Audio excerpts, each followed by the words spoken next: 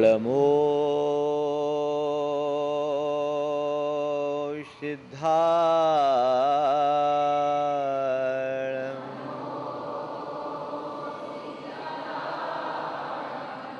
अळमो आयरियाळं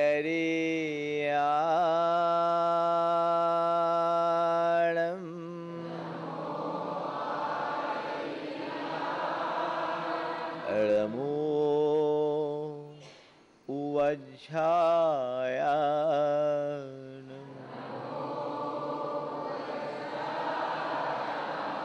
अळमो लोये सव्वशाहुनं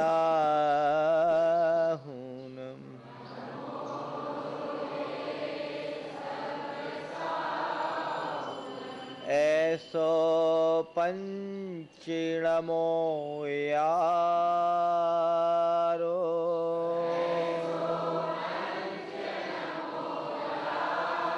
सव्वपावपनाशनो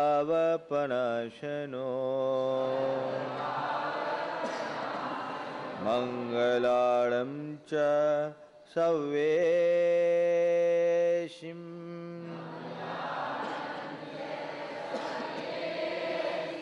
पढ़ मम होई मंगलम। जय बोलो देवादिदेव 1008 श्री भगवान महावीर स्वामी की, अहिंसा परमो धर्म की, परम पूज आचार्य गुरुवर श्री विद्यासागर जी महाराज की।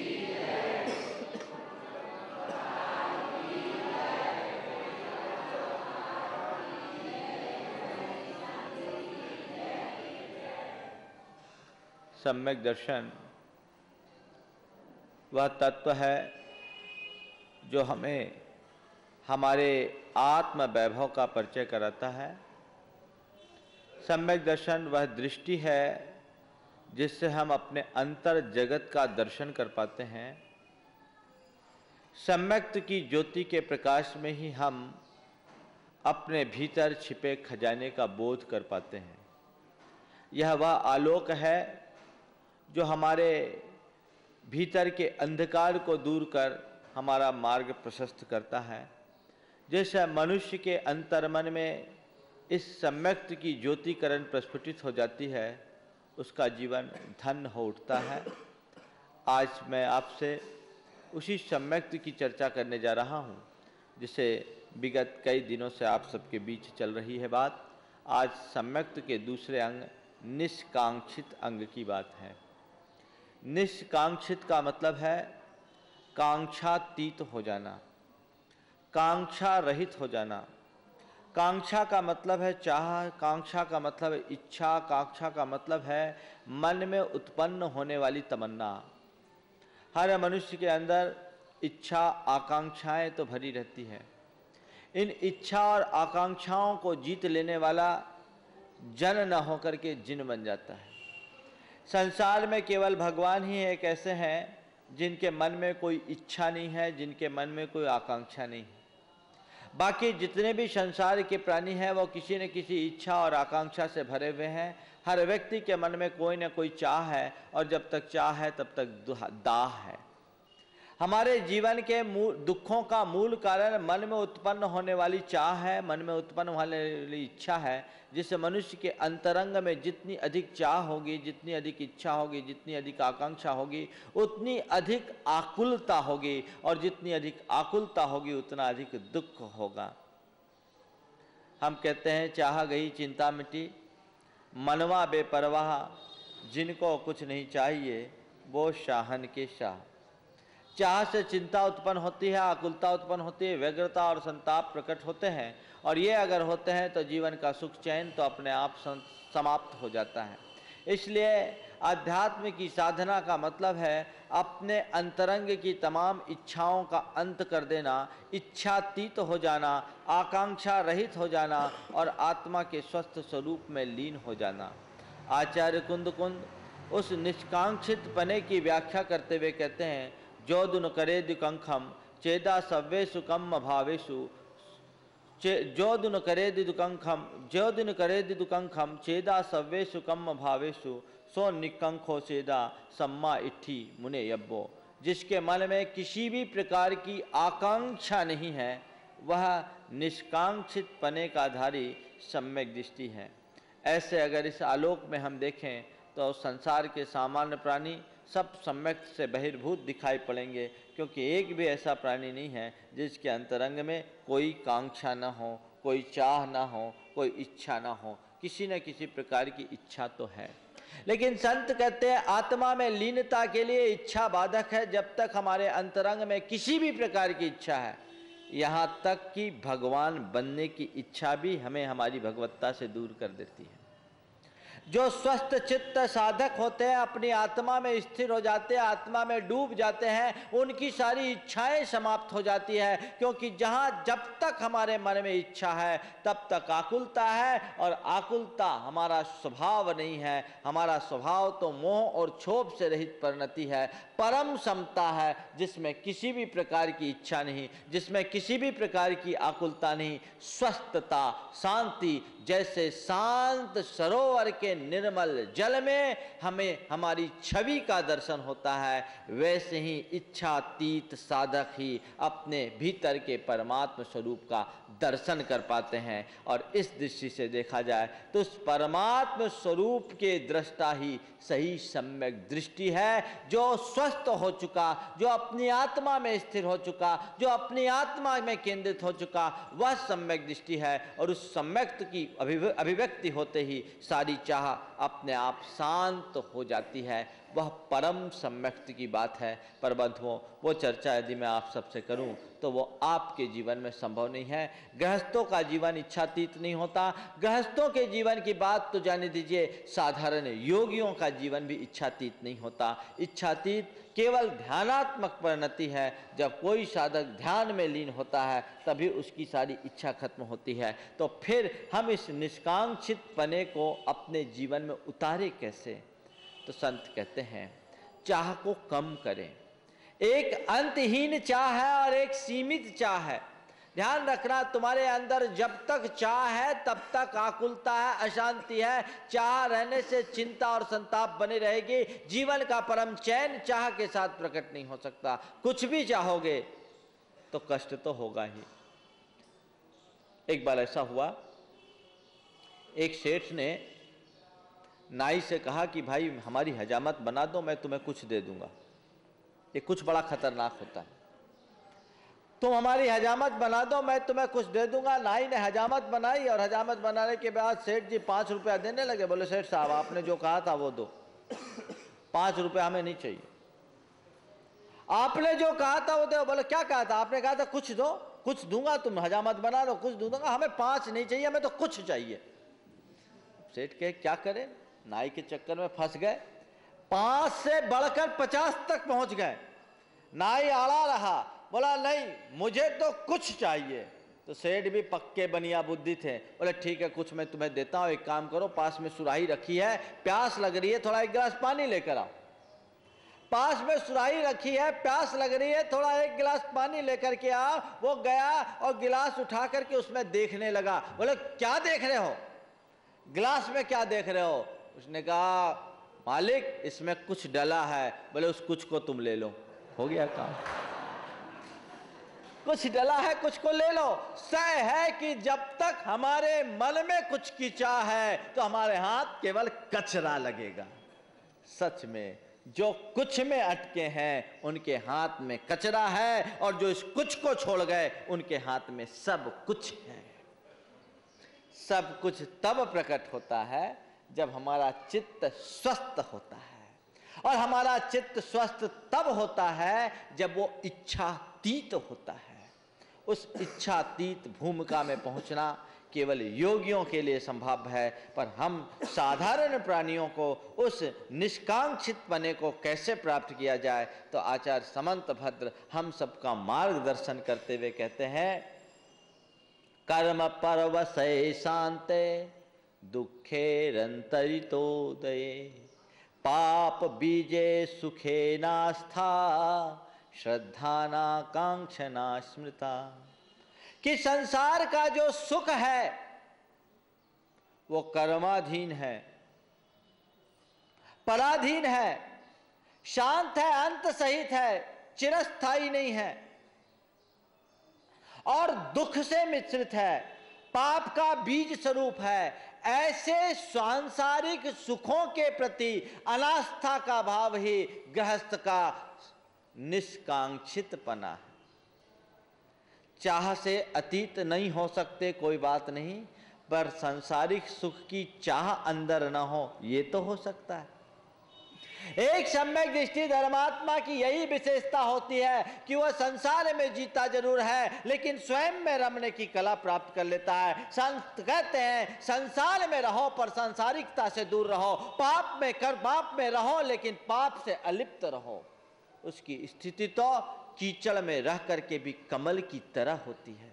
सांसारिक सुखों के प्रति अनास्था का भाव, उसके प्रति उदासीनता का भाव मनुष्य को भोग के मध्य रह करके भी योग से जोड़ देती है। बंधुओं, भोग के मध्य रहकर योग में निरत रहना ही सच्चे जीवन की कला है, जो सम्यक के जीवन में सहज रूप से प्रकट हो जाती है। हमारा साध्य भोग नहीं, हमारा साध्य योग है। हमारा ध्येय भोग नहीं, हमारा ध्येय योग है। हमारा ध्येय पदार्थ नहीं, हमारा ध्येय परमार्थ है। हमारा ध्येय जड़ विषय नहीं, हमारा ध्येय तो आत्म सुख है। जिस मनुष्य को उस आत्म सुख की लगन लग जाती है, उसे वैसे एक सुख विष के समान दिखने लगता है, उसमें रस नहीं आता। वो सब नीरस जैसे लगने लगता है, वेरस जैसे लगने लगता है। वो ये मानता है कि जो पर के निमित्त से प्राप्त होता है उसमें सही आनंद नहीं है, जो सहज स्फूर्त होता है उसमें परम आनंद है। दो तरह का पानी होता है, एक पानी जो आप अपने घर के टैंक में भर करके रखते हैं, और एक पानी जो अपने मूल स्रोत से जुड़ा होता है, आपके कुएं में होता है। टैंक में भी पानी है और कुएं में भी पानी है। कुएं का पानी अपने मूल स्रोत से निकला हुआ है, इसलिए उस कुएं का पानी कभी सड़ता नहीं है, ठीक बना रहता है। लेकिन टैंक का पानी जो बाहर से आरोपित है, उसमें कीड़े पड़ जाते हैं। अंतर अपने मूल स्रोत से जो प्रकट होता है वो स्वाभाविक है, और जो स्वाभाविक होता है वो निर्विकार होता है, तथा जो बाहर से आरोपित होता है वो वैभाविक है, और जो वैभाविक होता है उसमें विकार होता है। संसार का सारा सुख पराश्रित है, बाहर से जुड़ा हुआ है, इसलिए वो विकृत है, और आत्मा का सुख स्वाभाविक है, अंतर से प्रकट है, इसलिए वो निर्विकार है। निर्विकार की उपासना और आराधना करने वाले व्यक्ति कभी विकृत चित्त नहीं होते, विकारी दृष्टि प्रकट नहीं करते। उनके प्रति उनके मन में अनास्था का भाव बना रहता है कि ये तो अर्थहीन है, ये मेरे काम का नहीं है, इसका उसके आगे कोई महत्व नहीं है। एक तरफ तो अमृत का सागर है और दूसरे तरफ खारे जल का सागर है, दोनों में पानी है, लेकिन जिसने अमृत के सागर के बूंद का आस्वाद ले लिया है उसे खारा जल कभी सुहा नहीं सकता। जिसने आत्म सुख का रस पा लिया उसे संसार का बड़ा से बड़ा सुख भी नीरस लगने लगता है, इसलिए वह सब चीजें उसे असार दिखती है। वो कहता है कि इसमें कोई सार नहीं। मैं जिन जिन चीजों के माध्यम से आज तक सुख की कामना करता रहा हूं, वस्तुतः उसमें सुख है ही नहीं, सुख केवल मेरी मान्यता में था। मैंने चाहा कि मुझे खाने पीने से सुख मिलेगा, मैंने ये धारणा बनाई कि मुझे विषय भोग से सुख मिलेंगे, पंचेंद्रिय के विषयों का उपभोग करने से मुझे सुख मिलेगा, और मेरी ये धारणा थी कि मैं खूब धन पैसा जोड़ लूंगा तो मुझे सुख और शांति मिल जाएगी। मेरी आस्था थी कि मैं बहुत पद प्रतिष्ठा अर्जित कर लूंगा तो मुझे सुख मिल जाएगा। मेरे मन में एक पक्की धारणा बैठी हुई थी कि मेरा बहुत नाम और मान बढ़ेगा तो मुझे सुख मिलेगा। लेकिन मैं आज ये महसूस कर रहा हूं कि न तो आज तक खाने पीने से मुझे सुख मिला और न ही पंचेंद्रियों के विषयों से मुझे सुख मिला। हकीकत तो यह है कि मैंने विषयों का जितना उपभोग किया, विषय भोगने की चाह मेरे अंदर उतनी ही बढ़ती ही गई, वो कभी अंत नहीं हुआ। मेरी स्थिति तो ऐसी हुई जैसे कोई व्यक्ति खाज खुजा करके ये सोचे कि मुझे राहत मिल जाए। खाज खुजाते वक्त कुछ पल की राहत जरूर मिल जाती है, लेकिन खाज की खुजाल से आज तक खाज कभी खत्म नहीं होती। कुछ पल के लिए राहत मिलती है, लेकिन उस खाज के बाद तो पीड़ा और अधिक बढ़ती ही है। मैंने जिन जिन चीजों में सुख की कल्पना की उनका अंत कुछ ऐसा ही रहा। केवल अपने अज्ञान से प्रेरित होकर, केवल अपने भ्रमपूर्ण विश्वास से प्रेरित होकर के मैं उनमें सुख मांगता रहा और उनके पीछे भागता रहा। आज मुझे एहसास हो गया है कि ये सुख का मार्ग नहीं है, क्योंकि ये बाहर से आरोपित है। खाज को खुजा करके दूर नहीं किया जा सकता। खाज को यदि दूर करना है तो उसका सही उपचार करने की जरूरत है, उसमें ठीक ढंग की मरहम लगाने की आवश्यकता है। यदि सही ढंग की मरहम लगा दी जाए तो खाज अपने आप दूर होगी। वैश्विक चाह को विषयों की पूर्ति से नष्ट नहीं किया जा सकता। विषयिक चाह को आत्मदृष्टि और विरक्ति के मलहम से ही दूर किया जा सकता है। वो मलहम जिस मनुष्य के हाथ में आ जाता है वो व्यक्ति कभी दुखी नहीं हो सकता, वो बीमारी जड़ से खत्म हो जाती है। आज तक हमारी जो बीमारी है वो चाह की बीमारी है, जो हमारे अंदर दाह बना रही है। विषयों की चाह हर मनुष्य के अंदर जन्म जन्म से बनी हुई है। वो चाह को शांत करना सब व्यक्ति का एक लक्ष्य होता है। वो मान करके चलता है कि इनके पीछे मैं पागल होता रहा, अपने जीवन का बहुभाग बिता दिया, अनंत जन्म मेरे बर्बाद हो गए। अब मुझे सावधान होने की जरूरत है, अब मुझे विचार करने की आवश्यकता, आखिर इसमें है क्या। ये सब चीजें अर्थहीन है, सारहीन है, इनमें कुछ भी तत्व नहीं है। इसलिए उसे समझ में आता ये सब चीजें बेकार की है, इसमें सार नहीं। आप देखते हैं छोटे बच्चे होते हैं, कई बार बाजार की ऐसी अर्थहीन चीज़ों को खरीदना चाहते हैं जो स्वास्थ्य के लिए लाभप्रद नहीं रहते, लेकिन बच्चों का जी मचल जाता है। आप बच्चों को समझाते बेटे ये सब चीज़ें देखने की चीज़ें, एक हवा मिठाई आती ना, हवा मिठाई आजकल आती नहीं मालूम, देखने में बहुत अच्छा लगता है, गोल गोल गोल गोल। आपने भी खाई होगी, बचपन में सब खाते हैं, हमारा भी बचपन था खाए। और बच्चों को हवा मिठाई दिखती है बड़ी बड़ी, एकदम लाल लाल, बड़ी मोहक आकर्षक। बच्चे सोचते कि बहुत कुछ है इसमें, लेकिन मुंह में डालते ही सब हवा हो जाता। संसार का जो सुख है वह केवल हवा मिठाई की तरह है, इसके अलावा और कुछ भी नहीं है। जो इस हकीकत को जानते हैं वे कभी उसमें मुग्ध नहीं होते हैं। संत कहते बच्चों की हवा मिठाई के रहस्य को तो तुम जानते हो, जो खा रहे हो वो भी हवा मिठाई है, इसे पहचान लो तो तुम्हारा जीवन धन्य हो जाए। पहचानो, एक ज्ञानी और अज्ञानी में यही अंतर होता है। ज्ञानी वस्तु के स्वरूप को जानता है, इसलिए व्यर्थ की बातों में मुग्ध नहीं होता, और अज्ञानी वस्तु स्वरूप से अनभिज्ञ होने के कारण केवल उथली बातों में ही उलझ करके रह जाता है। हम उससे अपने आप को बचाने की कोशिश करें। जो सही है, जो सत्य है, जो वास्तविक है, जो यथार्थ है, उसका सत्कार करे। वस्तुतः यथार्थ का सत्कार करने वाला ही सब व्यक्ति होता है। व्यर्थ में उलझ जाने वाला अज्ञानी है, मिथ्यात्वी है। अभी तक हम केवल व्यर्थ में उलझे हैं। हमारी सारी शक्ति, हमारी सारी क्षमता और हमारे सारे संसाधन उसमें लगे हैं जो अर्थहीन है। संत कहते हैं व्यर्थ से हटकर सार्थक का उपयोग करो तो तुम्हारा जीवन धन्य हो सकता है, अन्यथा ये सब चीजें यूं ही चली जाएगी, कहीं जिंदगी यूं ही निरर्थक होकर के नष्ट न हो जाए। ज्ञानी जीवन के परम अर्थ को जानता है और जो अर्थवान है उसके ही पीछे लगता है। इसलिए उसकी दृष्टि में संसार का बड़ा से बड़ा सुख भी ज्यादा महत्वपूर्ण नहीं दिखता। वो यही मान करके चलता है ऐसा तो मैं कई बार कर चुका, अनंत जन्म हो गए मेरे साथ, मैं इन्हीं के चक्कर में लगा।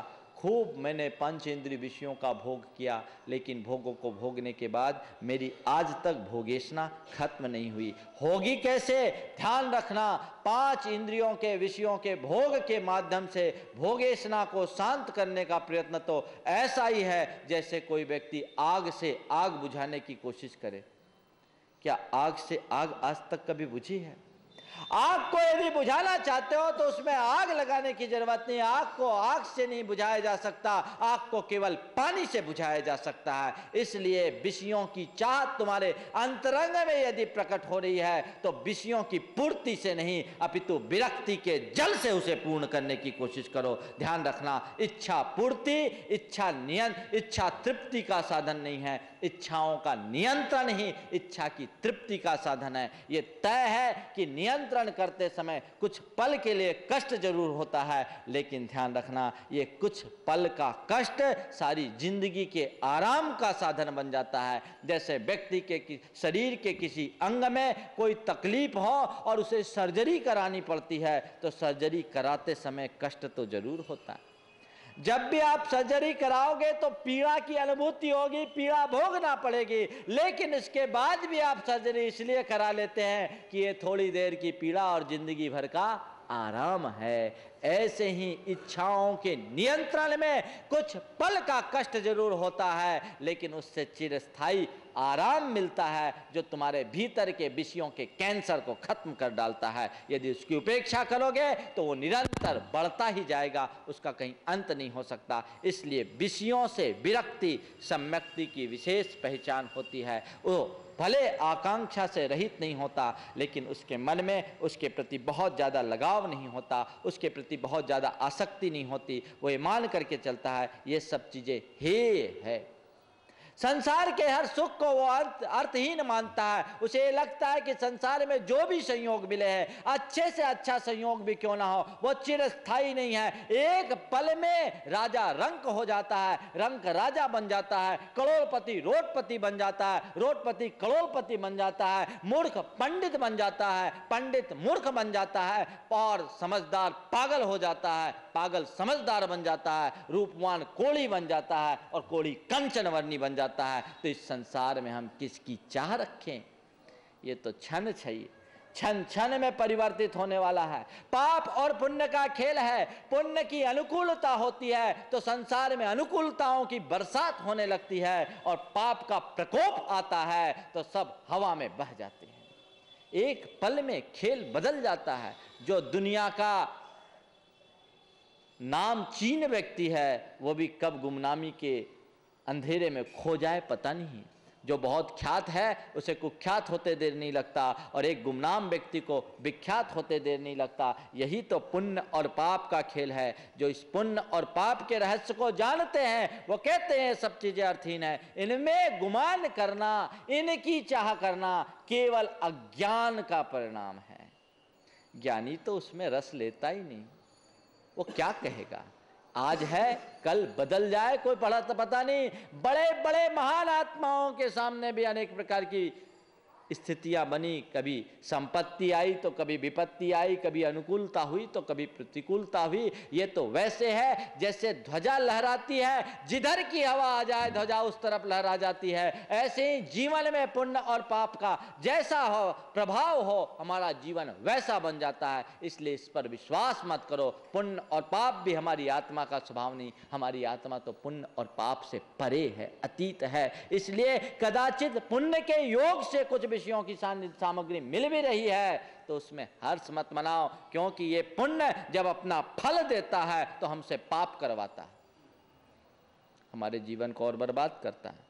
पुण्य का फल भोगते समय जो हमारे मन में रस आता है वह सब पाप बना कराता है। ध्यान रखना, पुण्य के फल में प्रायः व्यक्ति पाप की क्रियाएं करता है और नए पाप का बंध कर देता है। ध्यान रखना, पाप भविष्य में कष्ट देगा सो देगा ही। पाप करते वक्त भी मनुष्य को चैन नहीं मिलता। आज 5 इंद्रिय के जितने भी विषय भोग हैं वे सब पापात्मक क्रियाएं हैं जो मनुष्य को अपने द्वारा अर्जित पुण्य के परिणाम स्वरूप मिलते जरूर हैं, लेकिन उनका उपभोग यदि मन से करता है तो वो पाप का बंधन ही करता है। भविष्य के लिए बंधन और वर्तमान के लिए आकुलता, दोनों चीजें उनके साथ जुड़ी रहती है। जो ज्ञानी जीव होता है वो कहता है नहीं, ये प्रलोभन है, इस प्रलोभन में मुझे फंसना नहीं। जैसे कभी कभी कुछ लोग छोटे छोटे लोगों को या सामान्य व्यक्तियों को प्रलोभन में फंसाकर झांसा दे देते हैं और उनका सब कुछ हड़प लेते हैं, ऐसी ही पुण्य के योग से जो ये ठाट बाट दिख रहा है ये एक ऐसा प्रलोभन है जिसके चक्कर में अज्ञानी फंसता है और अपने आत्म वैभव को तहस नहस कर देता है। लेकिन जो ज्ञानी होता है वो इस रहस्य को पहचानता है, वो कभी उनके बहकावे में नहीं आता, वो उनसे दूर हो जाता है। कब जीवन का क्रम कैसा पलट जाए कहा नहीं जा सकता। एक बार ऐसा हुआ, हवा के तेज वेग से कागज का एक टुकड़ा आसमान में उड़ गया, उड़ करके पर्वत के शिखर पर पहुंचा। पर्वत ने उसका स्वागत किया और कहा ऊपर तक कैसे आ गए? कागज ने अकड़ कर कहा, मैं आया हूं अपने पुरुषार्थ से, मैं आया हूं अपने पुरुषार्थ से। पर्वत को बड़ा आश्चर्य हुआ कि तुम और अपने पुरुषार्थ से यहां तक आ गए। बोले, हाँ, क्या समझते हो तुम, मैं आसमान तक पहुंच सकता हूं, तुम्हारी तो एक सीमा है, पर मैं अनंत आकाश तक जाने की क्षमता रखता हूं, मेरे पास अपार सामर्थ्य है। पर्वत कुछ जवाब दे इससे पहले कि हवा का एक दूसरा झोंका आया और वो कागज वहां से नीचे गिरकर नीचे एक नाली में सड़ गया, गल गया। बंधुओं, हमारा जीवन भी बस ऐसे ही कागज की तरह है। जब पुण्य की हवा आती है, हम शिखर पर चढ़ते हैं और इतराना शुरू कर देते हैं, अभिमान में फूल जाते हैं, और पाप का झोंका आता है तो फिर नरक की नालियों में जाकर सड़ जाते हैं। ये हमारे जीवन की कहानी है। इससे अपने आप को बचाइए। जो ज्ञानी होता है वो इनमें कभी उलझता नहीं। पाप पुण्य फल माई, हरक बिलखो मत भाई, यह पुद्गल पर जाए उपज बिन से थिर नहीं। ये तो पुद्गल की परिणति है जो उत्पन्न होकर के नष्ट होती है, स्थिर नहीं है, अस्थिर है। आज है, कल रहे न रहे, इनका कोई भरोसा नहीं, कोई विश्वास नहीं। तो फिर मैं उनकी चाह कैसे रखूं? बता दिया आचार्य समंतभद्र ने, कर्म परवशय। पहली बात तो कर्माधीन है, दूसरी बात शांत है, स्थायी नहीं है। दुखे रंतिरतो दे, और दुख मिश्रित है। जैसे कोई व्यक्ति विष मिश्रित मिष्ठान खाए तो क्या होगा? खाते समय तो अच्छा लगेगा, मिठाई में अगर जहर मिला हो तो देखने में तो कुछ पता नहीं लगता, खाओ, खाने के बाद समझ में आएगा। ऐसे ही ये सांसारिक विषय है जो विष मिश्रित मिष्टान की तरह है। खाते समय अच्छा जरूर लगता है, लेकिन खा लेने के बाद उसको हजम करना संभव नहीं रहता। ध्यान रखना, दुनिया में जिनने भी विषयों का आश्रय लिया, वे विषय भोगते समय उनको मोहक भले लगते हों, पर अंततः तो वो पीड़ादायी होता ही है, जिसमें कण भर सुख और मन भर दुख होता है। एक क्षण का सुख और जीवन भर का दुख होता है। आचार्य कहते हैं, खलमित्त सुखा बहुकाल दुखा, पगाम सुखा अणिगाम दुखा, संसार मोक्षस्य विपक्ष भूया, खानी अनत्थानुकाम भूया। एक क्षण का सुख और बहुत काल का दुख, थोड़ा सा सुख और दुख, दुख का कोई पैमाना नहीं। ये संसार की मुक्ति के विपक्षी हैं और सारे अनर्थों के खान है। इसलिए इस काम भोग को दूर से ही तिरस्कार हो, उसे दूर ही कर देना चाहिए। ये दृष्टि केवल सम्यक दृष्टि में ही विकसित होती है। बंधुओं, एक ज्ञानी और अज्ञानी में बहुत अंतर होता है, इसलिए वो इन सब चीज़ों को जो पाप के बीज है ऐसा जानकर उनके प्रति अनास्था का भाव रखता है, उनसे दूर होने का मन रखता है। भले दूर नहीं हो सके, लेकिन वो कहता है कि ये मेरे लिए हानिकारक है। एक दृष्टि तो बना लो। दो तरह की दृष्टि है। एक व्यक्ति है जो पंचेंद्रीय विषयों को ही उपादेय मान करके चल रहा है और रात दिन उसी के पीछे लगा है, जिसका साध्य केवल 5 इंद्रियों के विषय है। और एक दूसरा व्यक्ति है जो पंचेंद्रीय के विषयों को छोड़ भले नहीं पा रहा है, लेकिन ये जान रहा है कि ये मेरे लिए जहर से भी ज़्यादा खतरनाक है, ये मेरे लिए उपादेय नहीं है, ये मेरे लिए हे है, ये मेरे लिए हानिकारक है। प्रथम भूमिका में आत्मा में ऐसी दृढ़ धारणा बन जाए तो समझ लेना तुम्हारे भीतर सम्यक्ति की भूमिका तैयार हो गई। ऐसी धारणा बना लेना भी सम्यक्ति की पहचान है, जो ये मानता है कि ये सब चीजें मेरे लिए उपादेय नहीं है, ये सब चीजें मेरे लिए आलंबनी नहीं है, ये है, इन्हें छोड़ना है, ये मेरे शत्रु हैं, इनसे जो मेरी हानि होगी वो बड़े से बड़े शत्रु से भी नहीं हो सकती, इसलिए इनको मुझे दूर से छोड़ने की जरूरत है। ऐसी दृष्टि अपने अंदर विकसित कर लेने वाले व्यक्ति सांसारिक विषयों में रहने के बाद भी उनमें रचते पचते नहीं हैं, वो उनसे अनासक्त रहते हैं, अलिप्त रहते हैं। ध्यान रखना, अनासक्ति और अलिप्तता यही जैन अध्यात्म की रीढ़ है। अगर कुछ कर रहे हो तो भी ऐसे करो जैसे कि नहीं कर रहे हैं, करना पड़ रहा है, बंधन से बच जाओगे। एक सम्यक्ति की आकुलता इसी से कम होती है। मैंने आपसे कहा, आप आकांक्षातीत नहीं रह सकते, लेकिन आकुलता मुक्त जरूर रह सकते हैं। आप चाह मुक्त नहीं हो सकते, लेकिन हाय हाय से जरूर बच सकते हैं। ये दृष्टि तुम्हारे अंदर विकसित हो जाएगी तो तुम्हारी आकुलता खत्म हो जाएगी, तुम्हारी हाय हाय खत्म हो जाएगी। और जब आकुलता और हाय हाय खत्म हो जाएगी तो तुम्हारी जिंदगी आनंद की यात्रा बन जाएगी। आनंद की यात्रा बनाओ। सम्यक तो मूलक जीवन जीने का मतलब यही है कि अपने जीवन को आनंद की यात्रा बनाए, आगे बढ़ाए, देखे आखिर जीवन में किस कदर कामयाबी हासिल की जा सकती है। वो दृष्टि जिस मनुष्य के अंदर विकसित होती है उसका जीवन धन्य होता है। एक ज्ञानी भी विषयों में का आश्रय लेता है और एक अज्ञानी भी विषयों का आश्रय लेता है, लेकिन दोनों के वैश्विक प्रवृत्ति में जमीन आसमान का अंतर होता है। अज्ञानी उन्हें ही उपादेय बुद्धि से स्वीकार करके उनमें एकदम लीन हो जाता है और ज्ञानी केवल मजबूरी में उसे स्वीकारता है पर तटस्थ भाव से। तटस्थता, निष्काम योग, यही हमारे सम्यक्ति की पहचान है। सब कुछ करने के बाद भी उससे बिल्कुल विलग होना। देखने में लग रहा है कि आदमी एकदम सामान्य आदमी की तरह जी रहा है, लेकिन उसके भीतर से उसका कोई जुड़ाव नहीं।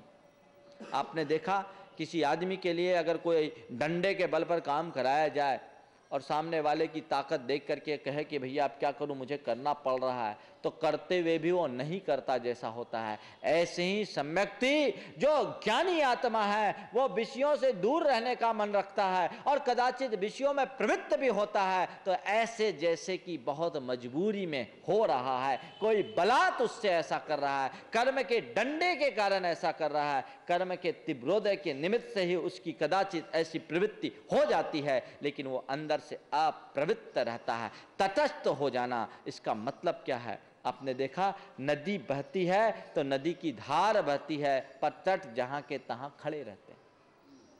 जहां नदी बहती है उसकी धार बह जाती है, लेकिन तट ज्यों की त्यों खड़े रहते हैं। ऐसे ही संत कहते हैं तटस्थ हो करके जियो, यानी संसार की धार को बहने दो पर तुम उनके साथ मत बहो, तुम जहां के तहां रहो, केवल दृष्टा बने रहो। यही तटस्थता है।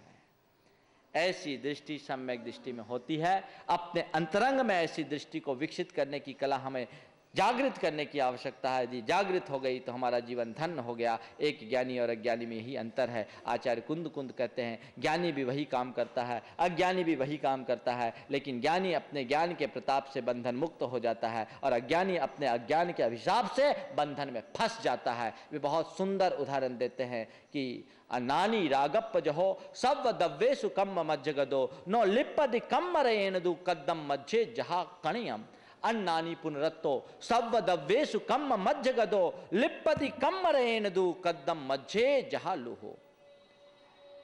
आप कीचड़ में सोने को डालोगे और फिर निकाल दो, 10 बरस बाद भी सोना ज्यों का त्यों रहेगा। कीचड़ में यदि सोने को डाला जाए, उसे 10 बरस बाद भी निकालोगे तो सोना ज्यों का त्यों रहेगा, लेकिन उसी कीचड़ में यदि लोहे को डाला जाए तो लोहा जंग खा जाएगा, लोहा जंग खा जाएगा। अज्ञानी लोहे की तरह होता है जो संसार के विषयों के कीच में जाता है और कर्मबंध की जंग खा जाता है, और ज्ञानी सोने की तरह होता है जो विषयों के कीच में जाने के बाद भी उससे अलिप्त होने के कारण निर्बंध रहता है। संत कहते हैं ज्ञानी बनो, अज्ञानी नहीं। अज्ञानी की तरह तुमने खूब जी लिया, अब ज्ञानी बनने का प्रयत्न करो। वो दृष्टि तुम्हारे भीतर विकसित हो। संसार में दोनों है, कर वही काम रहे हैं, ज्ञानी भी वही कार्य कर रहा है, अज्ञानी भी वही कर रहा है, लेकिन एक है जो आनंद का उपभोग कर रहा है और दूसरा है जो आकुलता में परेशान हो रहा है। आनंद और आकुलता दोनों हमारी ही परिणति है बंधुओं। संसार में दो प्राणी हैं, दो प्रकार के प्राणी हैं, एक विष भोजी है, दूसरे अमृत भोजी है। विष भोजी विष खा करके मरता है और अमृत भोजी अमृत का आस्वाद लेकर आनंदित होता है। दोनों की अपनी अपनी दृष्टियां हैं। हम विष का भोजन कर रहे हैं या अमृत का भोजन कर रहे हैं। धन्य है वे ज्ञानी जो अपने आत्मा के अमृत का रसपान करते हैं, और दुर्भाग्य है उन अज्ञानियों का जो विषयों के विष में ही लीन हो रहे हैं और अपने जीवन को विषाक्त करते जा रहे हैं। जन्म जन्मांतरों से हमने विष का भक्षण किया है और हमारा जीवन विषाक्त हुआ, हमारी चेतना विकृत हुई, हमारी आत्मा को उसके कारण अनंत कष्ट भोगने पड़े। आज हम पहचाने, और यही ज्ञानी की पहचान होती है कि वो विषयों के विष में रह करके भी आत्मा के अमृत का रसपान करता है। जन्म तो विषयों के बीच में लिया है, जी तो विषयों के बीच में रहा है, लेकिन वो आत्मा के अमृत का रसपान कर रहा है। उसे ये सब अर्थहीन लग रहे हैं कि ये सब चीजें बेकाम की चीजें हैं, वे हमारे काम की नहीं। ऐसा हो सकता है कि विषयों के मध्य रह करके भी आत्मा का आस्वाद लिया जा सके, यदि हमारी अंदर ज्ञान मूलक दृष्टि हो तो। एक बार ऐसा हुआ, अकबर और बीरबल दोनों कहीं चले जा रहे थे। अकबर अपने दरबार में बैठा था। एक दिन अकबर के मन में मजाक सूझी और उसने बीरबल से कहा कि बीरबल, रात में मैंने एक बड़ा विचित्र सपना देखा। बोले क्या देखा? बोले मैंने ये देखा कि हम दोनों एक जंगल में जा रहे थे, रास्ते में अचानक दोनों गिर गए, अलग अलग गड्ढों में गिरे। मैं अमृत के कुंड में गिरा और तुम मल के गड्ढे में गिरे। मैं अमृत के कुंड में गिरा और तुम मल के गड्ढे में गिर गए। सारे सभासद हंस पड़े और बीरबल से खार खाए जितने भी दरबारी गण थे वो और ज्यादा फूल गए कि अच्छा आज बीरबल का पानी उतारा गया। लेकिन बीरबल भी कम थोड़ी था, वो भी बहुत आगे खा था। उसने नहले पर दहला ठोका, नहले पर दहला ठोका, कहा हजूर मैंने भी ऐसा ही सपना देखा, पर मेरी नींद थोड़ी देर बाद खुली। मैंने भी ठीक ऐसा ही सपना देखा, पर मेरी नींद थोड़ी देर बाद खुली। बात ऐसी है कि हम दोनों अलग अलग गड्ढों में गिरे तो बिल्कुल ठीक है, लेकिन उसके बाद हम दोनों को बाहर निकाला गया और मैंने देखा आप मुझे चाट रहे थे और मैं आपको चाट रहा था। जिस व्यक्ति के पास दृष्टि हो, मल के गड्ढे में गिरने के बाद भी अमृत का स्वाद लेगा। यही ज्ञानी की स्थिति है, जो विषयों के गड्ढे में रह करके भी आत्मा का आनंद भोगता है। और अज्ञानी आत्मानंद को स्वामी होने के बाद भी विषयों के विष में ही विमुक्त हो जाता है। वो दृष्टि अपने अंदर विकसित कीजिए। सारा खेल अपनी दृष्टि का है। यदि एक बार आपकी दृष्टि परिवर्तित हो जाती है तो सब कुछ परिवर्तित हो जाता है, और दृष्टि अपरिवर्तित है तो कुछ भी परिवर्तित नहीं हो सकता। इसलिए अपनी दृष्टि को बदलिए, पहले अपनी मान्यता को पक्की बना लीजिए। मानसरोवर में हंस भी तैरता है और बगुला भी तैरता है। दोनों का रंग धवल होता है, दोनों दिखते भी एक से, आकृति में अंतर है लेकिन धवल है दोनों का रंग। और मानसरोवर में हंस अगर दूर तैरता है तो हंस केवल मोती चुगता है, लेकिन बगुला की दृष्टि तो केवल मछली पर टिकी होती है। बगुला की दृष्टि केवल मछली के पर टिकी होती है। बंधुओं, यही स्थिति है ज्ञानी और अज्ञानी की है। ज्ञानी संसार के मानसरोवर में हंस की तरह तैरता लिप्त होता है और केवल आत्मा के मोती चुगता है, और अज्ञानी इस संसार के मानसरोवर में विषयों की मछली पकड़ करके केवल दुख पाता रहता है। उसकी दृष्टि बगुले की भांति होती है और ज्ञानी की दृष्टि हंस की भांति होती है। हंस जैसी स्थिति अपनी बनाइए, पर हंस कब बनेंगे? जब हमारे अंदर विवेक होगा। हंस को विवेक का प्रतीक माना गया है, क्योंकि हंस के चोंच में ऐसी एक रसायन की शक्ति होती है, एक रासायनिक स्राव होता है जो दूध और पानी को अलग अलग कर दे। नीर क्षीर का विवेक केवल हंस के पास होता है। इसी प्रकार ज्ञानी होता है जो सार और असार की पहचान करता है, अपने और पुराने पराये की पहचान करता है, हे और उपादेय का ज्ञान रखता है, वह ज्ञानी है। और इसी ज्ञान संपन्न दृष्टि के कारण वो विषयों के मध्य रह करके भी उनसे अलिप्त रहता है, उनसे विरक्त रहता है। वह विरक्त चित्तता ही उसके जीवन की स्वस्थता का आधार बन जाती है। इसलिए कहते हैं कदाचित विषयों में रमना भी पड़े तो उसमें रमो मत, दूर रहो। लेकिन क्या करें, संसार के अधिसंख्य प्राणियों की स्थिति बड़ी विचित्र हो गई। आचार्यों ने बहुत अच्छा उदाहरण दिया कि जैसे जोंक होते हैं ना, जोंक वो गाय के थन के पास चिपके होते हैं। जोंक गाय के थन के पास चिपके होते हैं, लेकिन दुर्भाग्य उनका, दुर्बुद्धि ही कहो इसे, कि गाय के थन के पास चिपके रहने के बाद भी वो जोंक गाय के अमृतोपम दूध का आस्वाद लेने की जगह उसका सड़ा खून पीना पसंद करता है। चिपका है थन से। अगर उसके पास बुद्धि होती तो अमृतोपम दूध पी सकता, लेकिन वो सड़ा खून पी पी करके अपनी जिंदगी से हाथ धोने को मजबूर हो जाता है। संत कहते हैं यही स्थिति उस अज्ञानी प्राणी की है जो अपने आत्मानंद का अमृतोपम दूध पीने की जगह विषयों का सड़ा गला खून ही पीता रहता है, उसमें ही चिपका रहता है। उस दृष्टि से अपने आप को बचाओ, उससे अपने आप को मुक्त करने की कोशिश करो। एक बार वैसी दृष्टि तुम्हारे अंतरंग में विकसित हो गई तो तुम्हारा जीवन धन्य हो जाता। बंधुओं, दो प्रकार की परिणतियां होती है, एक श्रद्धा की परिणति होती है और एक आचरण की परिणति होती है। पहले चरण में कम से कम अपनी श्रद्धा तो इतनी मजबूत बना लो कि ये विषय सुख मेरे लिए उपादेय नहीं है, वे हे हैं। संसार के साधन मेरे लिए आलंबनी नहीं है, वो हे है। मेरे लिए यदि कोई उपादेय है, मेरे लिए कोई आलंबनी है, मेरे द्वारा कुछ अपनाने योग्य है, तो केवल मेरे भीतर का तत्व है। उस तत्व को जब तक मैं नहीं अपना लेता तब तक मेरा जीवन निहाल नहीं हो सकता। इसलिए उस परम तत्व को अपनाने की अपनी दृष्टि विकसित करने का प्रयत्न करना चाहिए। वो दृष्टि हमारे भीतर जैसे जैसे विकसित होगी, हमारा जीवन वैसे वैसे धन्य होता जाएगा। हम उस दृष्टि को विकसित करने के लिए निरंतर प्रयत्नशील रहें। सम्यक दृष्टि की यही पहचान होती है और इसी कारण वह सबके बीच रह करके भी सबसे पृथक अपनी स्वतंत्र पहचान बनाए रखता है। विषयों के बीच रहता जरूर है पर विषयों में रमता नहीं है। भगवान महावीर कहते हैं, संसार में रहो और स्वयं में रमो। यह पहचान है निष्कांक्षित पने की। संसार में रहो पर स्वयं में रमो। बिल्कुल सबसे अलिप्त अपनी पहचान बनाकर रखो कि ये सब चीजें मेरे स्वभाव नहीं है, ये मेरी आत्मा से भिन्न है, मेरी आत्मा से पृथक है।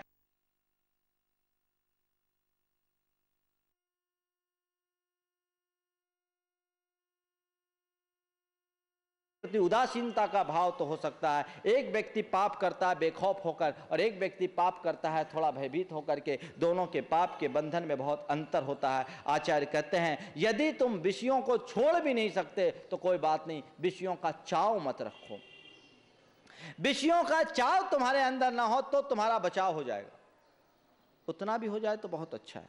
आचार्य कुंद कुंद कहते हैं, जह मज्जम पिमानो अर्धि भावे न नमज्जदे पुरुषो दब्बू भोगे अर्दो नानी न बंध दी तहावी। जैसे एक व्यक्ति दवाई के रूप में शराब पीता है, कोई मादक पदार्थ लेता है, यदि वैद्य उसे देता है, लेकिन वो नशे के लिए नहीं ले रहा है, स्वस्थता के लिए ले रहा है, तो उसके ऊपर उसका नशा नहीं चढ़ता। थोड़ी मात्रा में ले रहा है, केवल दवाई के रूप में ले रहा है, तो उस पर उसका नशा नहीं चढ़ता। इसी तरह जो कर्म का भोग करते वक्त अंदर से विरक्त रहता है, उसके ऊपर कर्म का बंधन प्रगाढ़ नहीं होता। कर्म के बंधन से आप बचना चाहते हो, कर्म बंधन की प्रगाढ़ता से आप बचना चाहते हो, अपने अंतर मन की आकुलता से बचना चाहते हो, तो उसका एक ही सूत्र है, विषयों में ज्यादा रुचि मत रखो, अरुचिपूर्वक करो। अरुचिपूर्वक।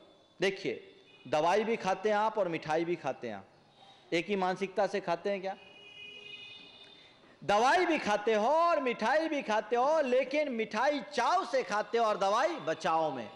इसके बिना चारा नहीं है। कोई ऐसा व्यक्ति इस सभा में जो कहे कि महाराज ऐसा आशीर्वाद दो कि जिंदगी भर मुझे रोज दवाई खाने को मिले? एक भी व्यक्ति नहीं होगा। ऐसा व्यक्ति यहाँ बहुत जरूर हैं, ऐसे व्यक्ति यहाँ जरूर हैं जो ये भाव रखते हैं कि रोज मेरी भोजन की शुरुआत किसी मिठाई से हो, लेकिन दवाई से नहीं।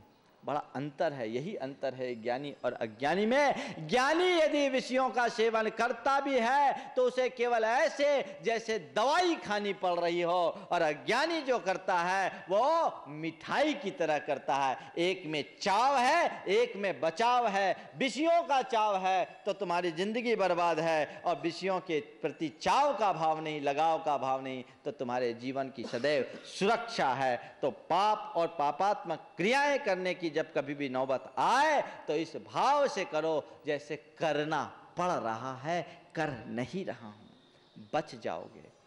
आचार्य उमा स्वामी ने तत्वार सूत्र में एक सूत्र दिया, तीव्र मंद्र ज्ञाता ज्ञात भावाधिकरण वीर विशेष तद विशेष। कोई भी अच्छा और बुरा कार्य हम करते हैं, उसके प्रति हमारे मन में जितनी अधिक तीव्रता और मंदता होती है, उससे बंधने वाले कर्म उतने ही तीव्र और मंद होते हैं। हम पूर्ण उत्साह के साथ यदि कोई अच्छा कार्य करते हैं तो बंधने वाले कर्म बहुत प्रगाढ़ होते हैं, और यदि मंद उत्साह के साथ करते हैं तो कर्म भी मंद होता है। संत कहते हैं, अच्छा कार्य करना हो पूरी उत्साह से करो, और बुरा कार्य करना हो तो मरे मन से करो, मन मार के करो। लेकिन उल्टा आप लोग करते हो, अच्छा कार्य तो मन मार के करते हो और बुरा कार्य पूरा मन लगा कर करते हो, उल्टा होगा। ज्ञानी की यही स्थिति होती है। वो सांसारिक जितने भी कार्य हैं वो मन मार के करता है, करता नहीं है, करना पड़ता है। बस आपसे मैं इतना ही कहता हूं, आप जो कुछ भी करो, करो मत, करना पड़े। बुरे कार्य करना पड़े करो मत, और अच्छा कार्य करना ना पड़े करो। जीवन में बहुत कुछ उपलब्धि घटित हो जाएगी, परम आनंद की अनुभूति आपको होगी। वहीं से आपके जीवन का मंगलाचरण शुरू हो जाएगा।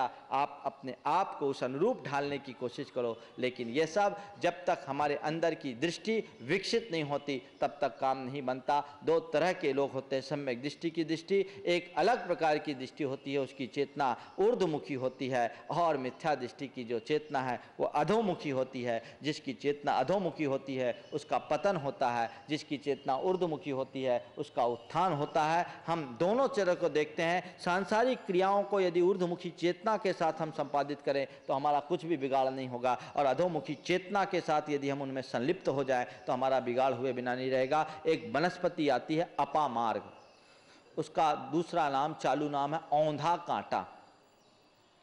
औंधा कांटा एक ऐसी वनस्पति होती है जिसके कांटे ऊपर की तरफ मुख लिए हुए होते हैं, नीचे से लेकर ऊपर तक कांटे ही कांटे बने रहते हैं।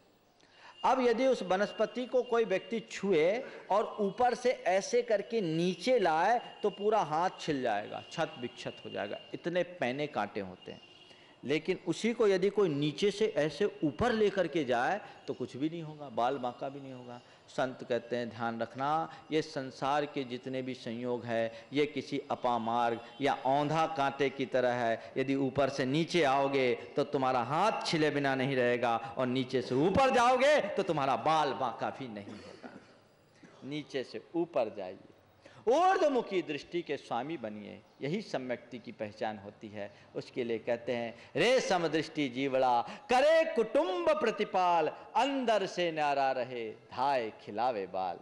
क्रियाएं वही कर रहा है जो एक अज्ञानी कर रहा है, लेकिन भीतर के अभिप्राय में अंतर है। ध्यान रखना, क्रिया का परिणाम नहीं है, परिणाम तो अभिप्राय का है। दो व्यक्ति काम कर रहे हैं, एक ही काम कर रहे हैं, लेकिन एक अंदर से विरक्त होकर के काम कर रहा है और एक अंदर से अनुरक्त होकर के काम कर रहा है। जो अनुरक्त होकर के काम करेगा वो बंधन में बंधेगा, और जो विरक्त होकर के काम करेगा वो निर्बंध रहेगा। बंधन मुक्त होना चाहते हो, निर्बंध होकर के जीना चाहते हो तो अपने आप को विरक्त करो। एक क्या उदाहरण दिया गया कि जैसे धाय बच्चे को खिलाती है, धाय वो माँ होती है जिसका काम बच्चों को लालन पालन करना है। अब तो धाय चले गई, नर्सों का स्थान आ गया, समय बदल गया, लेकिन धाय के प्रतीक को आज भी लेकर के चला जा सकता है। वो धाय माँ अपने जिस बच्चे को पालने पोषने का दायित्व उसके कंधे पर होता है, उसे पूरे मन से पालती है, अपना दूध भी पिलाती है, खिलाती है, नहलाती है, धुलाती है। और कई कई बार तो ऐसा हो जाता है कि जैसे उस बच्चे को ये भ्रम हो जाता है कि यही मेरी असली माँ है। लेकिन इसके बाद भी वो धाय जानती है कि कौन मेरा असली बेटा है। ये बेटा मेरा बेटा नहीं है, मैं पाल रही हूं क्योंकि उसको पालना मेरा कर्तव्य है, पर बेटा मेरा नहीं है। यही तो अंतर है ज्ञानी और अज्ञानी में। ज्ञानी संसार में रहता जरूर है पर कर्तृत्व की भावना से मुक्त होकर रहता है, और अज्ञानी कर्ता बुद्धि बना करके रखता है। एक संसार में मालिक की तरह जीता है और दूसरा मेहमान की तरह जीता है। जो संसार का मालिक बनने की कोशिश करता है उसे फटेहाल होकर के जाना पड़ता है, और जो मेहमान की तरह संसार में रहता है वो मालामाल बना रहता है, क्योंकि मेहमान की सदैव खातिरी होती है। आपके घर कोई दूसरा घुस जाए और अपनी मालकियत का दावा ठोके तो आप क्या करोगे? घसीट करके घर से बाहर निकाल दोगे। और आपके घर में कोई मेहमान आए तो जाते समय भी उसको तीखा करोगे और 10-25 रुपया भी दोगे। मालिक मत बनो, मेहमान की भांति रहो, यही ज्ञानी की पहचान है। माला माल बने रहोगे और ये मालकियत ठोकोगे तो तुम्हारी खैरियत नहीं है। उस मालिकियत से अपने आप को बचाइए। सब कुछ करिए पर उससे अलिप्त रहिए। मैं इनका स्वामी नहीं, मैं इसका कर्ता नहीं, मैं इसका भोक्ता नहीं, मैं इसका स्वामी नहीं। ठीक है, मैं रह रहा हूं, घर परिवार चला रहा हूं, चला नहीं रहा हूं, चलाने में निमित्त हूं और कुशलता से मुझे चलाना है ताकि कभी किसी को कष्ट ना हो, क्योंकि परिवार का पालन पोषण करना मेरा दायित्व है, मेरा कर्तव्य है। संतान का भविष्य बनाना मेरी जिम्मेदारी है, वो मुझे करना है। कुछ भी कार्य मैं कर रहा हूं तो केवल कर्तव्य की भावना से कर रहा हूं। कर क्या रहा हूं, मुझसे हो रहा है, मैं तो केवल निमित्त हूं। ये दृष्टि अंदर से विकसित हो जाती है तो उसे विरक्त कर डालती है। लेकिन अज्ञानी तो कहता है जो कुछ कर रहा हूं सो मैं कर रहा हूं और मेरे बिना तो होगा नहीं। यहीं से अहम की सृष्टि होती है और जहां अहम की सृष्टि होती है वहां सब कुछ का अंत होना शुरू हो जाता है, सारी गड़बड़ी शुरू हो जाती है। उस अहम का अंत करने की कोशिश करिए। ध्यान रखो, हम अगर अहम का अंत करते हैं तो जीवन में एक अलग ही अनुभूति होती है, पर वो सम्यक्त की दृष्टि के विकसित होने पर ही संभव है। हम अपने अंदर ऐसी दृष्टि को विकसित करने की कोशिश करें कि धाय खिलावे बाल। चाहे आप व्यापार करो, चाहे आप गोरख धंधा का कोई भी कार्य करो, अंदर से विरक्त रहो। ये मान करके चलो कि संसार की व्यवस्था में मेरी भूमिका बहुत छोटी सी है। मैं संसार की किसी भी व्यवस्था का जनक नहीं हूं, उसका घटक मात्र हूं, व्यवस्था का एक छोटा सा हिस्सा मात्र हूं। बस हिस्सा है बहुत सारे लोगों के बीच, मैं उतना ही उसका, मेरा उतना ही शेयर है, इससे ज़्यादा नहीं। जिसके मन में ऐसी भावना होती है वो कभी भी फिर इस तरह से उलझता नहीं। हमारी दृष्टि वैसी अगर बन जाए तो हमारा जीवन निहाल हो जाए और ऐसा व्यक्ति फिर हाय हाय कभी नहीं करता, आकुलता कभी नहीं करता, उसके जीवन की चर्या ही कुछ अलग हो जाती है। एक धर्मात्मा व्यक्ति को अपने संसार के कार्य किस तरीके से करना चाहिए, मैं समझता हूँ इस उदाहरण से आप बहुत अच्छे से समझ सकते हैं। एक नगर सेठ किसी संत के पास तत्व उपदेश के लिए पहुंचा। संत बहुत पहुंचे हुए थे। उनने कहा कि मैं तुम्हें क्या उपदेश दूं, एक काम करो, इस नगर के जो नगर सेठ हैं शांति स्वरूप, तुम उनके पास जाओ, तुम्हें अच्छा तत्वोपदेश मिल जाएगा। वो शांति स्वरूप जी के यहाँ गया और अपना परिचय दिया। देखता क्या है, बहुत बड़ा कारोबार है, सैकड़ों मुनीम गुमास्ते काम कर रहे हैं और सेठ जी अपने काम में लवलीन हैं। उनने जैसे ही परिचय दिया, सेठ जी ने उनका स्वागत किया और अपने हेड मुनीम को बुला करके कहा कि मुनीम साहब, आज से ये हमारे मेहमान हैं, जब तक ये यहाँ रहे इनकी पूर्ण व्यवस्था आपको करना है, किसी भी चीज़ की कमी ना हो।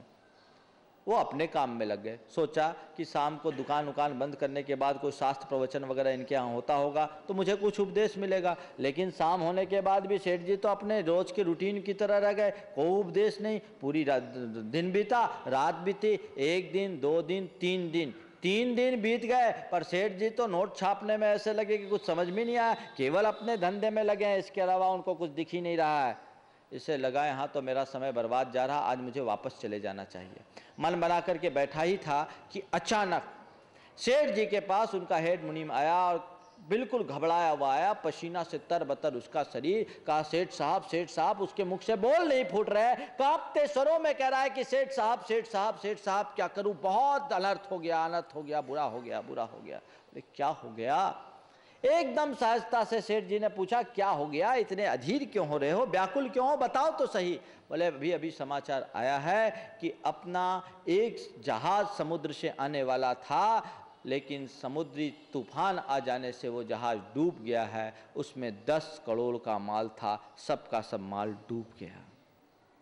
सेठ जी ने सुना तो कोई फर्क नहीं पड़ा, हल्की सी सिकन भी नहीं आई, जैसे कुछ हुआ ही नहीं है, 10 रुपया भी नहीं घुमा। 10 करोड़ की बात तो दूर। बोले ठीक है, ऐसा होता है, विधाता की मर्जी, जाओ अपना काम करो। ठीक है, ऐसा होता है, विधाता की मर्जी, जाओ अपना काम करो। अब की बार आगंतुक सेठ को लगा कि जरूर इस सेठ में कुछ विलक्षणता है।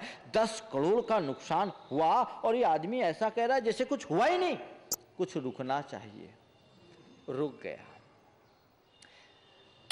3 दिन बाद वही मुनीम फिर से आया और अब की बार उसके चेहरे में अभूतपूर्व चमक थी, फूला नहीं समा रहा था, बिल्कुल प्रफुल्लित मन से आया और कहा, सेठ जी, महान भाग्यशाली हूं मैं कि आप जैसे पुण्यात्मा की सेवा करने का सौभाग्य मिल रहा है, और आप जैसे पुण्यात्माओं के ऊपर आखिर आपत्ति विपत्ति आ कैसे सकती है। आप धन्य हो और आपकी सेवा करके मैं भी कृतार्थ हूं। सेठ जी ने कहा भूमिका मत बनाओ, सीधे सीधे बात करो, क्या बात हो गई। बोले क्या बनाऊं सेठ जी, बड़ी प्रसन्नता हो रही है मुझे आज। उस दिन जो मैंने आपको समाचार दिया मेरी जीभ क्यों नहीं कट गई।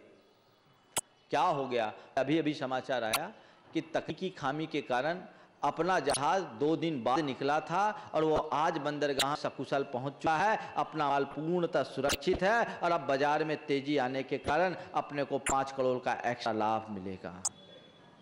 सेठ जी ने सुना तो आपकी भी कोई खास प्रतिक्रिया नहीं, केवल वही वाक्य, ठीक है ऐसा होता है, विधाता की मर्जी, जाओ अपना काम करो। ठीक है ऐसा होता है, विधाता की मर्जी, जाओ अपना काम करो। अब की बार उस सेठ से नहीं गया। आगंतुक सेठ ने कहा धन्य हो सेठ जी, क्या देख रहा हूं, उस दिन 10 करोड़ के नुकसान का समाचार आया तब भी आपको फर्क नहीं पड़ा, और आज आपको 15 करोड़ फायदे का समाचार मिल रहा है तो भी कोई फर्क नहीं पड़ रहा है। अरे कम से कम उसकी पीठ थपथपा देते, थोड़ी शाबाशी तो देते। कितना बढ़िया न्यूज लेकर के आए हो, इतना अच्छा समाचार और संवाद लाए और कुछ नहीं बोल रहे, मामला क्या है, आखिर इसका रहस्य क्या है। सेठ जी ने जो बात कही वो आप सबको ध्यान देने योग्य है। सेठ जी ने कहा ये बताइए, कोई व्यक्ति अपने बैंक के अकाउंट से रुपया निकाले और उसे दूसरे ब्रांच में जमा करे तो अकाउंटेंट को कोई तकलीफ होगी। बोले नहीं। बोले किसी व्यक्ति अपना रुपया निकाल करके कहीं दूसरी जगह जमा करे या कहीं से निकाले, अकाउंटेंट को तकलीफ होगी? नहीं होगी। अकाउंटेंट को क्यों होगी, जिसका तो उसने निकाला और जो जमा करना था जमा किया। बोले बस यही मेरे जीवन का रहस्य। आपको दिखाई पड़ता है कि ये जो व्यापार है, कारोबार है मेरा, यही मान के आप चल रहे हो कि ये कारोबार है, कारोबार का मालिक मैं हूँ। आपका भ्रम है, मैं कभी अपने आप को इसका मालिक नहीं मानता। हकीकत में मैं इनका मालिक नहीं हूँ, मैं तो केवल अकाउंटेंट हूँ। मालिक तो भाता है, वो जो चाहता है वो मैं कर लेता हूँ। कभी वो इस ब्रांच में रखता है तो कभी इस ब्रांच में रखता है, इस ब्रांच में रखता है तो जमा कर लेता हूँ, और उस ब्रांच में करता है तो नाम कर लेता हूँ। लाभ होता है तो जमा के ब्रांच डाल देता हूँ, और नुकसान होता है तो नाम चढ़ा लेता हूँ। मैं क्यों रहूँ जाने तो मालिक, मैं तो केवल अकाउंटेंट हूँ। भाई जी अकाउंटेंट बने रहिए, मालिक बनने की कोशिश मत कीजिए। हकीकत में अकाउंटेंट, हाँ अकाउंटेंट का काम है कि जिम्मेदारी से काम करे, पूरी नीति से काम करे और पूर्ण ड्यूटी दे, लेकिन अपने आप को मालिक न बने। अकाउंटेंट बने रहिए। सब कर्म रूपी विधाता का खेल है, कर्म चाहेगा वही होगा, उससे ज्यादा कुछ नहीं हो सकता। ऐसी दृष्टि आपके अंदर बन जाएगी तो लाभ और अलाभ में, अच्छे और बुरे में, संयोग और वियोग में, प्रशंसा और निंदा में आपकी क्षमता बनी रहेगी। फिर विषयों की रुचि भी जाएगी और जीवन की पीड़ा भी खत्म हो जाएगी। यही जीवन की शांति का मार्ग है। लेकिन क्या करे, आजकल लोगों को लाभ और नुकसान में संभाव तो बहुत दूर की बात है, अच्छा लाभ हो जाए उसको ही नहीं झेल पाते। पर्याप्त लाभ होने के बाद भी लोगों को चैन नहीं पड़ती। ऐसे लोग भी मेरे सामने आए हैं। एक बार एक पति पत्नी मेरे पास आए, कुछ उदास था। मैंने पूछा क्यों, क्या बात है भाई? बोले क्या बताएं महाराज जी, 1 लाख का नुकसान हो गया। 1 लाख का नुकसान हो गया। मैंने इसकी तरफ देखा, बोले क्या मामला है? बोले महाराज छोड़ो इनकी बातें, इनकी तो आदत ही है। छोड़ो इनकी बातें, इनको तो आदत है। ये नहीं कहते कि 2 लाख का फायदा हो। मामला क्या, 2 लाख का फायदा और 1 लाख का नुकसान? बोले महाराज हकीकत ये है कि कल ही इन्होंने 1500 के खरीद का चना 1900 में बेचा है, 2 लाख के फायदे हुए। 1500 खरीद का चना 1900 रुपए बोरे में बेचा, कुंटल में बेचा, 2 लाख का फायदा हुआ। आज चना के भाव बढ़कर 100 हो गए, सुजय भाई जी कहे कि 1 लाख का नुकसान हो गया। ऐसे को क्या कहेंगे? वे है जो पैसे के पीछे पागलते हैं। ध्यान रखना, समझिए धर्मात्मा वो है जो पैसा कमाता जरूर है, पैसे के पीछे पागल नहीं होता। संसार की जितने भी चीज लेता है उसे केवल जीवन निर्वाह का साधन के रूप स्वीकार करता है, अंदर से स्वीकार नहीं करता। जैसे खेत की फसल की रक्षा के लिए चारों तरफ बाड़ लगाना जरूरी है, वैसे ही तुम्हारे जीवन के लिए धन की जरूरत हो सकती है, लेकिन वो तुम्हारा साध्य नहीं बनना चाहिए। उनको वहीं तक सीमित रखो, वो तुम्हारे जीवन के निर्वाह का साधन है, साध्य नहीं। उनको उस स्थिति में रखने वाला व्यक्ति पैसा अपना जीवन धर करता है, और जो उनके पीछे पागल हो जाता है वो कभी भी अपने जीवन को सुखी नहीं बना सकता। इसलिए बंधुओं, इस निष्कांक्षित को अपने अंदर विकसित करना चाहते हो तो अपनी आकांक्षाओं की एक सीमा बनाने की कोशिश करो। साध्य और साधन के अंतर को लेकर के चलो। क्या मेरा साध्य है, क्या मेरा साधन है, इसे समझे। लेकिन क्या करे, आजकल बेड़ा दीनों को बेड़ा खेती खाए और 3 लोग संशय पड़ा। काहू करे समझाए कि खेत की सुरक्षा के लिए हमने बाड़ लगाई, लेकिन अब बाड़ ही खेत हो गई, तो उसको हम क्या कहेंगे? बाढ़ यदि सीमा का उल्लंघन करके खेत बन जाए तो फिर उससे बड़ा आभा कोई नहीं। धन पैसा हमने अपने जीवन के गुजारे के लिए कमाया है, रोटी के लिए रोटी कमाना अच्छी बात है, पर कमाने इतना पागल हो जाना कि खाने का वक्त ही ना हो जाए तो पागलपन कम नहीं है। कम से कम आप इतना करिए कि रोटी कमाइए, खाने का वक्त जरूर निकाल लीजिए। कहीं ऐसा ना हो कि कमाने के चक्कर में खाने का वक्त भी आपके हाथ से चले जाए और आपका जीवन यूं नष्ट भ्रष्ट हो जाए। तो ये बातें हैं जो हमें निष्कांक्षित अंग के प्रसंग में बहुत समझने और जानने की है। हम इन बातों को धीरे धीरे आत्मसात कर और अपने जीवन को आगे बढ़ाएं। समय यद्यपि बहुत हो गया है, लेकिन कुछ बातें जब हमें जीवन के सीखना है तो समय तो निकलना ही पड़ेगा। कल कुछ भाई लोग कह रहे थे मत प्रवचन का समय बहुत लंबा चल जाता है, हम लोगों की दुकान में होता है। अरे भैया, जिंदगी दुकानदारी चलानी है, वो दुकानदारी तो जन्म जिंदगी होगी। ऐसी दुकानें बार बार नहीं लगती, क्या पता कब उठ करके चले जाए। इसलिए जो कुछ लेना है और जितना लेना है ले लो, घंटे आधे घंटे में कोई फर्क नहीं पड़ता। पर मैं चाहता हूं आपको पूरी खुराक मिले जो आपको तंदुरुस्त करे, आपको तंदुरुस्त करे, आत्मदृष्टि जगे, बाकी सब गौण हो जाए तो सारे काम हो जाते हैं। बंधुओं, आज मैं यहाँ मंदिर में दर्शन करने के लिए भी गया था, वहाँ दर्शन करके अवलोकन करके आया। अभी आप यहाँ समाज में बड़ी ऊहा-पोहा स्थिति है, प्रतिष्ठा आदि की बात। मुझे ऐसा लग रहा है कि आपके यहाँ जो प्रतिष्ठा है वो भगवान की प्रतिष्ठा हो के व्यक्तियों की प्रतिष्ठा बन गई है। ये बहुत हानिकारक है। हम भगवान की प्रतिष्ठा करें, व्यक्ति नहीं। अभी महाराज जी ने कहा कि अच्छे में व्यवधान आते हैं, बिल्कुल श्रेयांशी बहु विघ्नानी। पर एक सुझाव मैं जरूर आपसे कहना चाहता हूं कि चाहे कोई विधि विधान हमें कर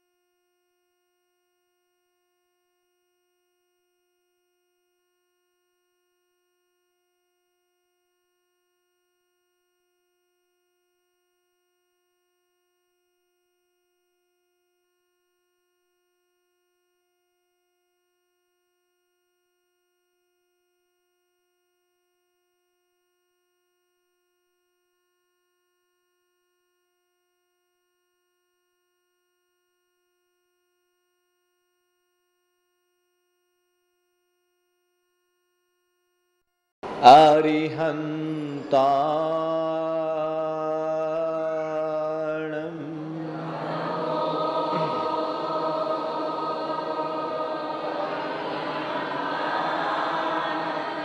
नमो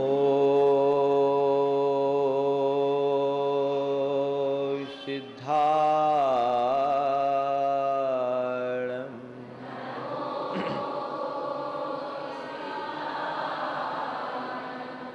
नमो आयर्याणम्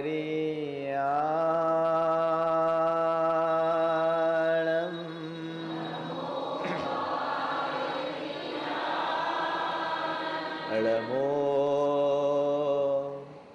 उवज्झायाणम्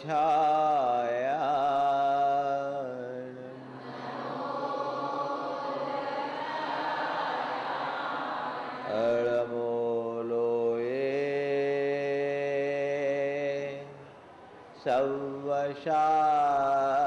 सव्वशाहुनम्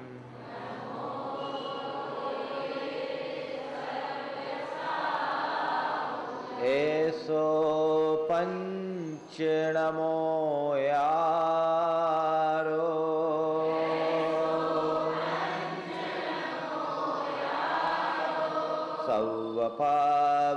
सव्वपावपनाशनो मंगलारं च सव्वेशिं